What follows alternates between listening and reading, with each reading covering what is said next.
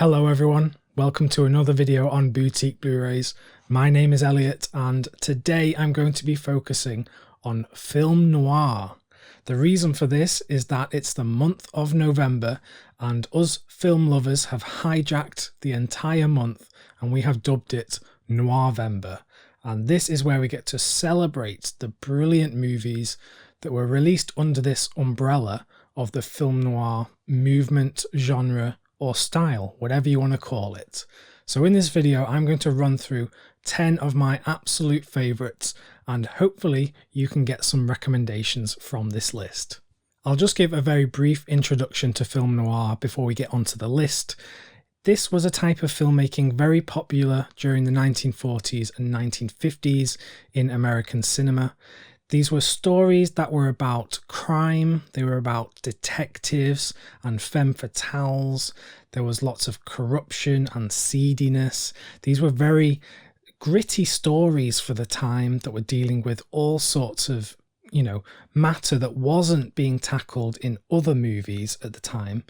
They were based a lot on hard-boiled crime fiction by big names like Raymond Chandler, and he also contributed to a lot of these movies. Some of the very common tropes of the style or genre were things like the cinematography being very contrasty. There was a lot of contrast between light and darkness, so there were these incredible shadow compositions in all of these movies that just really evoked an atmosphere of tension and just it's not going to go well in the end. And that's one of the important kind of messages about these films. They always had a fatalist approach to life.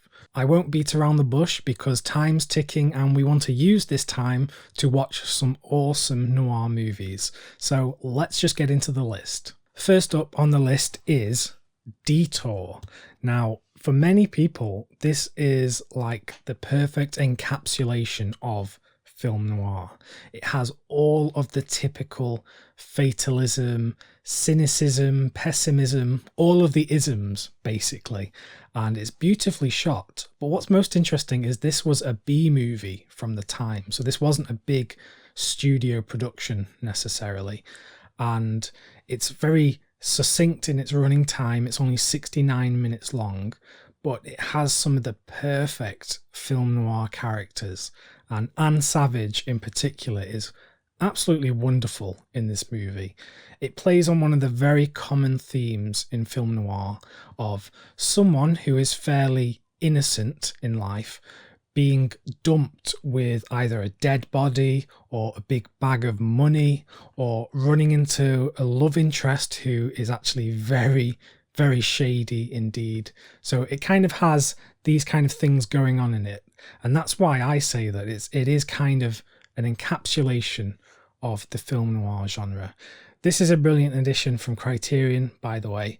And I know that Christopher Nolan is a very big fan of this movie. And I think he took rather big inspiration when he was making his first feature film, Following. So that's very interesting as well. And this is a great movie. Coming up next is Out of the Past. This is from director Jacques Tourneur, who was most commonly attributed to the horror genre, making films like Cat People and Night of the Demon. But he made this film noir movie, which I think is one of the all-time classics, starring Robert Mitchum, and this is years before he would go on to do a brilliant, menacing turn in Night of the Hunter. As you can see from the poster, Robert Mitchum is a detective who likes to smoke a lot, so this must be a film noir. The reason I like this one in particular is because it shows off one of the common attributes in film noir that I really love, and that is a convoluted, confusing story. And why do I like this? Because in these film noirs with a story that isn't straightforward and goes off in lots of tangents and has you questioning lots of things, these are the ones with the most rewatchability. And first time I watched Out of the Past, I couldn't make any sense of it really, but it's just rewarding on a rewatch. And I'm going to talk about another one later on in this list that is also similarly quite confusing but also brilliant. I'd also like to recommend The Lady from Shanghai. This is directed by Orson Welles, starring Orson Welles and Rita Hayworth. And there's one reason that I'm recommending this one. There's a particular sequence towards the end, which is perfect expressionism in terms of lighting and framing of the image. And it uses a lot of mirrors. And I'm sure if you've seen this film, you know what I'm talking about. It's a sequence that was replicated in one of the James Bond movies that is very famous. And Orson Welles did it first. He did it here. So that's something that I love about film noir, is the use of light and shadow, which was adopted from German expressionism and kind of carried over to US filmmaking. It's also another sad story in Orson Welles' career of him losing full creative control over the movie. So it's one of those, like The Magnificent Ambersons, that isn't as good as it probably could have been, but I still enjoy it so much. Next up, I've got Sweet Smell of Success. This is directed by Alexander McKendrick. Now, you may not think of this as typical film noir, because usually film noir deals with criminal activity in terms of violent crime, gangsters, murderers, thieves on the run, etc. But this is different. This is looking at corruption within journalism and business, and all about the morality and lack of ethical dealings in that business. When you talk about film noir being great, you think of that dialogue that is so snappy, so sharp and stinging, and this film has that in spades, and the characters are so brilliantly played by Burt Lancaster and Tony Curtis. And another thing, again, with the cinematography and the contrast between light and shadow, this is shot by James Wong Howe, who was a master of cinematography in his time. So for that, this is one of my favourite film noirs. I'd like to also talk about Leave Her to Heaven. This is such a peculiar entry in this list, in that some of the typical features of film noir, this doesn't tick the boxes. Primarily, this is a colour movie. This is shot in Technicolor by Leon Shamroy, so it doesn't fit that usual black and white contrasty look, but it does have the brilliant Jean Tierney in this femme fatale iconic role, that you see her character go from normality to pure viciousness, and it's just so pessimistic in its outlook on life. This, for me, is one of the great film noirs that maybe you wouldn't think of as a film noir, but this is a great addition from Criterion as well. I'm so glad this got restored and released on Blu-ray by them. If you're enjoying this video on my top 10 film noir movies, please do subscribe to the channel for more videos on Blu-ray collecting, etc. and you would hear about these videos as soon as they get uploaded. Anyway, back to the film noir list. Let's tackle one of the stone cold classics now. This is Double Indemnity from Billy Wilder, and this is the Masters of Cinema Blu-ray from the UK. This was one of the first film noir movies that I encountered, because this was top of the list of most of the lists I looked at in terms of film noir that you should watch first. And I was already kind of familiar with Billy Wilder, having watched Sunset Boulevard. This is a story taken from a James M. Cain novella, which was adapted by Billy Wilder and Raymond Chandler, who was a very famous crime novelist at the time, and he does feature on this list a bit later.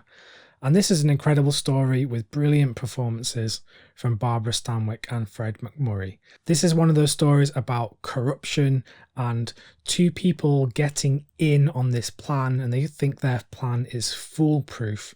But of course, we know that there's going to be cracks showing, and eventually it's just not going to go well for them. Double Indemnity is quintessential film noir because there is that fatalism, that aspect of knowing that there's no hope for these characters and that their plan is going to fall to pieces. There's no happy ending in this one, folks, so this is why it's one of my favourite film noirs. Another film noir that I absolutely love is The Big Heat, directed by Fritz Lang. Now, you may know Fritz Lang from his early silent works like Metropolis that he was making in Germany, but he did come over to the US and started making these Hollywood movies. But it's here that it really shows his German expressionism style is full front and center in this movie, and the characters are so violent in their personalities. There's a scene that absolutely shocked me the first time I saw this, and I won't spoil it, but it's got hot coffee in the scene, and you probably know it if you've seen it because it's etched into my mind. I love this movie so much, and the Indicator Blu-ray from the UK is brilliant as well. So The Big Heat is one to put on your list. Up next, I've got Gun Crazy, and I love the poster for Gun Crazy, and what a great title for a movie. This is about a couple who they meet and they are obsessed with guns and committing crimes. They get a real bug for it. It's very much that Bonnie and Clyde story that became very popular after this one. There's many films like They Live by Night, Badlands, Bonnie and Clyde, etc. That story became an archetype of the kind of criminals on the run story. But this is perhaps my favourite of those kinds of story. There is some really daring direction and cinematography in this, and the nature of guns is used very much as innuendo for sex that they couldn't show on screen at the time. So this is a wonderful gem that often goes under people's radar. So Gun Crazy. Getting towards the end of this list now, I have Kiss Me Deadly. This is from Robert Aldrich, and this is one of those ones that personifies the scathing nature, the pessimism of film noir. This is set amongst the backdrop of fears of atomic warfare, nuclear warfare, etc. And that is full front and center in this movie. There's a lot of mystery in the narrative. The characters are absolutely brilliant. And there's a very famous scene with a box that was copied and replicated in many films afterwards. And you'll know the scene when you watch it. But this movie goes to places that no other film noir goes, trust me.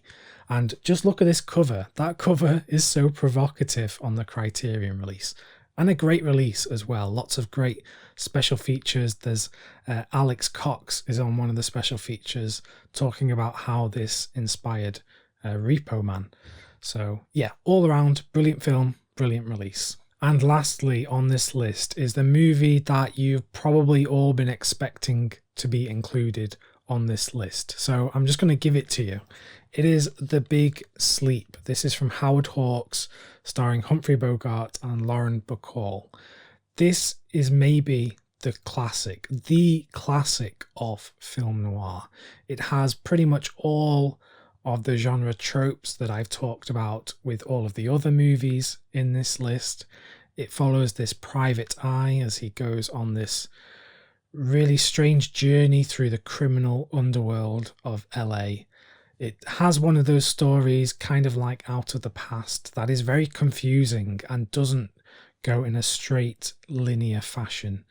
It has the brilliant romance, the romantic tension between Lauren Bacall and Humphrey Bogart, which is part of Hollywood history. And Howard Hawks' direction is brilliant. It's taken from the very famous novel from Raymond Chandler, which is a great novel, by the way. If you love film noir, but you've not read any kind of hard-boiled crime fiction, then The Big Sleep is a great one as well. This is one of the premium collection titles here in the UK, but it is available in the US from Warner Archive. And there's two different versions of the movie on here. One that is kind of cut to be more linear and cuts out some more of the what they term incendiary material. So an absolute classic, and this might be one that I put on first out of all of these because I've not watched any of these yet during November. So I think this is going to be my first.